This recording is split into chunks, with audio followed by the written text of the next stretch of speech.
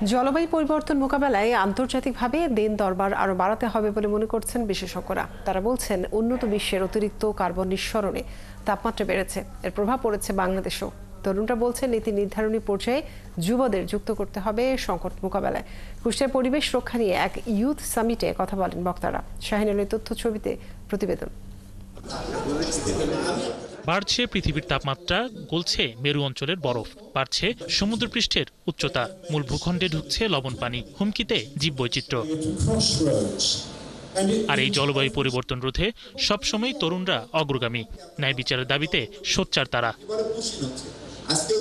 আর এই দাবি নিয়েই কুষ্টিয়ায় হয়ে গেল ইউথ ক্লাইমেট সামিট, যেখানে অংশ নিয়েছেন ৩২০ জন তরুণ। এই কুষ্টিয়া ক্লাইমেট সামিটের উদ্দেশ্য এই ঢাকার জলবায়ু পরিবর্তন নিয়ে আমাদের যে কাজ, সেটাকে সারা দেশে নিয়ে যাওয়া। যে পরিমাণ সারা দেখতেছি, প্রত্যাশাটা মনে হয় আমরা পূরণ করতে পারবো। কুষ্টিয়াতেও ডেভেলপমেন্ট করা কতটা জরুরি, তাহলে হয়তো আমরা আমাদের মাঠ পর্যায়ে আমরা সেই ভলেন্টিয়ারগুলো পাবো বা মানুষগুলোকে পাবো। ক্লাইমেট সামিটে বলা হয়, মূলধারার গণমাধ্যমে জলবায়ু পরিবর্তনের প্রভাবজনিত সংবাদ গুরুত্ব সহকারে প্রচার করতে হবে। পাশাপাশি জলবায়ু পরিবর্তনের বিরূপ প্রভাব মোকাবেলায় জাস্ট ট্রানজিশন দরকার। অনুষ্ঠানে জলবায়ু বিশেষজ্ঞ ডক্টর আইনুন নিশাত বলেন, পরিবেশ রক্ষায় সরকারকে উদ্যোগী হতে হবে, তরুণদেরকেও সম্পৃক্ত করতে হবে।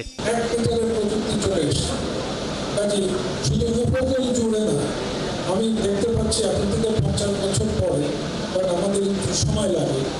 বাংলাদেশে প্রত্যেকটা এলাকাতে উইন্ড মিল কাজ করছে, বাড়ি রান্না হচ্ছে, অনেক কিছু ইনোভেটিভ কাজ করা যায়।